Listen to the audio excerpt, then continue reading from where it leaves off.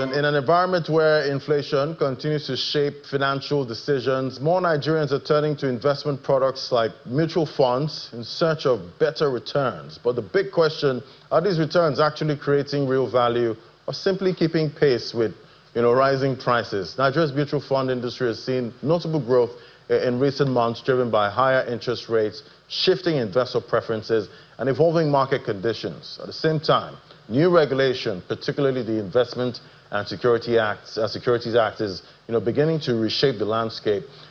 Joining me now is Favor Teogbade, is a portfolio manager at Chapel Hill Denhams. Joining me is right here in the studio.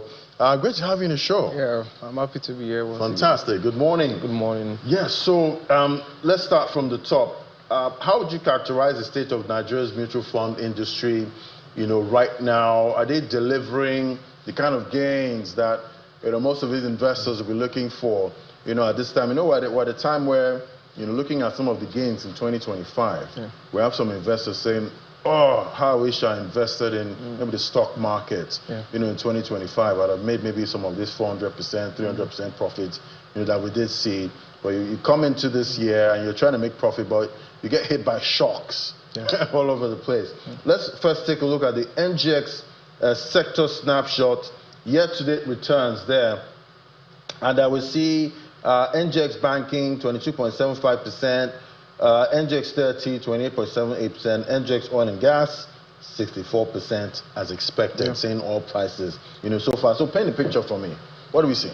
All right, so I will start by saying that, just like you mentioned, the mutual fund in Nigeria started Q1 on a very strong pace.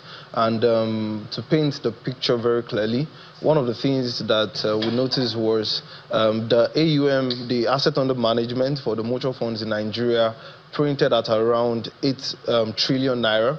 That is about $6 billion US dollars when you do the conversion. That is about 11%, up, right? When you do, the maths, that shows that there's increase in investor confidence, because when you check the actual value in terms of the growth is around 800 billion, and that is the net position without factoring in the inflows and outflows. So for you to have that kind of volume, it means that something is going on in that space. And one of the things that we have seen is that across all the asset classes, within the mutual fund bucket, we are also then seeing money market, for example, which is the largest, under the mutual fund in terms of asset class, about 5.5 trillion naira. I think, followed by fixed income, both on the naira and the USD side. But the star performer is actually the equity funds, right? We saw a growth of about 114, percent in Q1, growing from about 80 billion to 170 billion. That means that something is happening in the equity fund space, right? And to mention the growth that we are beginning to see in the equity space means that there is already a moderation in the risk aversion. If you remember, we discussed in Q4 2025 that there's a risk aversion that people have towards equities. So we are beginning to see that moderate gradually, which really represents what you could see in the jump from 80 billion to about 170 billion. So to paint the picture, something is going on there, and we are beginning to see people then believe and invest more in the mutual fund in Nigeria. Definitely for the mutual funds, it's supposed to be less risky. Yes. But at the same time, when something is less risky, it doesn't give you that much gain. As you might. Most of us want to get rich quick, even though we shouldn't be doing that. We should be patient. With investing. But looking at inflation, at this point, we're still around 15%.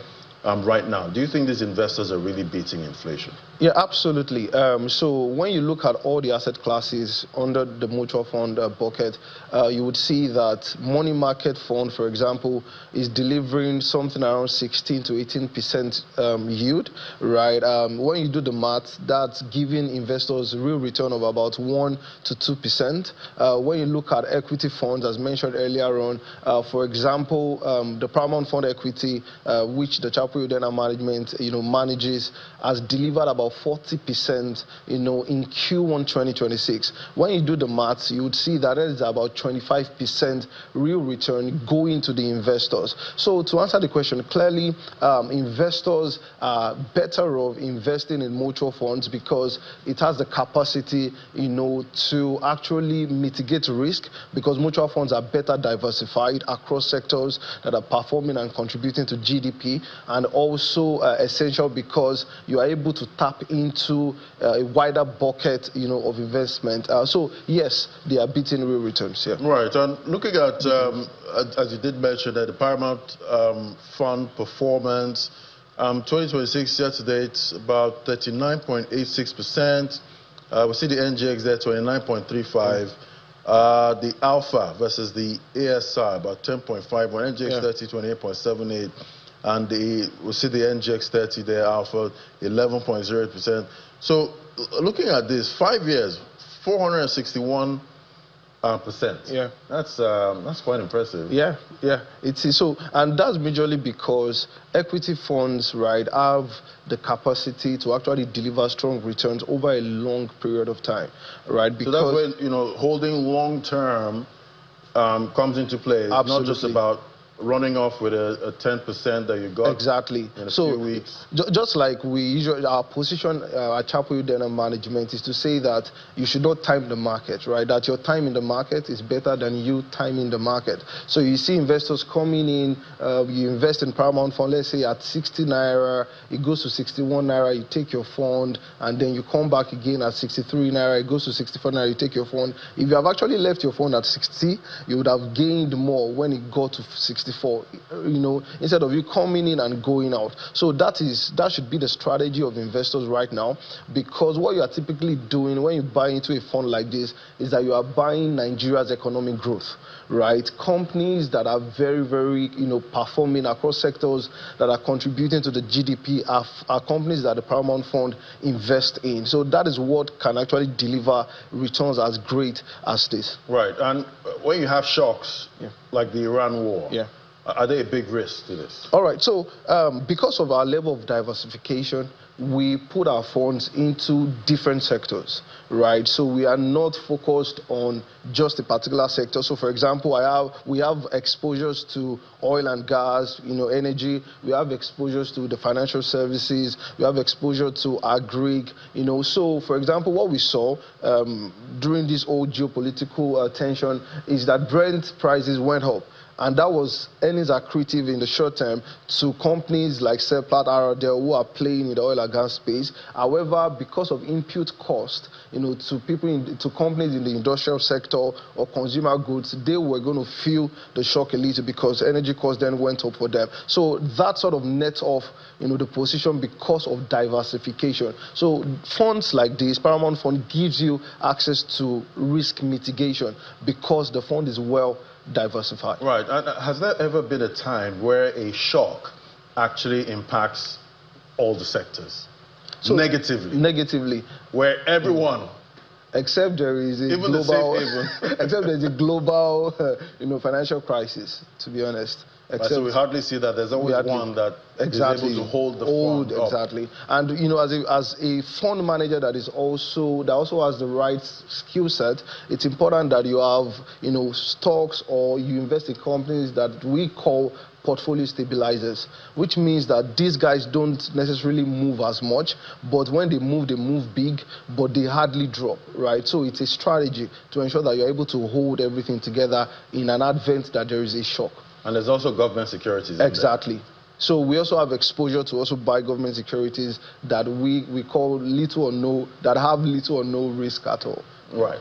All right. So, going forward this year, what are you seeing for performance for some of these mutual funds? So to be honest, I think the outlook is still very positive. From where we sit, the outlook is positive. When we look at GDP numbers, printing at about 3.57, for 2025 year on year, what we see, if you do GDP versus stock performance, right, correlation, for example, what people call the Buffett indicator, you would realize that there is still a headroom, right, for the performance in the stock market to actually catch up with what we are seeing in the economy. So it's looking like the economy is growing faster than what we are seeing in the stock market, which means that there's a headroom for the stock market to catch up. When you look at the earnings of these guys, do the mathematics, they are really, really growing. These companies are growing fast. And we are not yet seeing that effect as much as we should in the stock market, which means that this year, the outlook is positive. I think the base case for CHD's Chapel Denham's research team is around 40%. And the market has only done about 29.35%.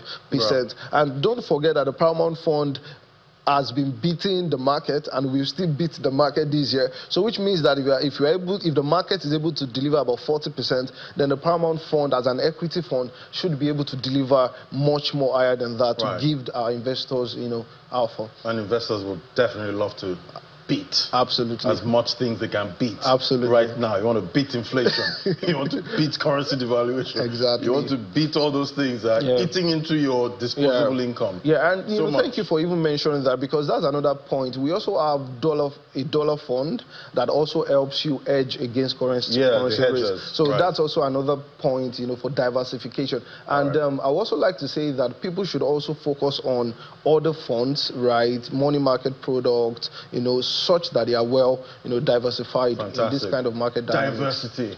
Diversify as much as you can. Thank you so much. Mr. Favor Talk about this, a portfolio manager, Chapel Hill Denham. Thank you for coming on today. All right. Thank you.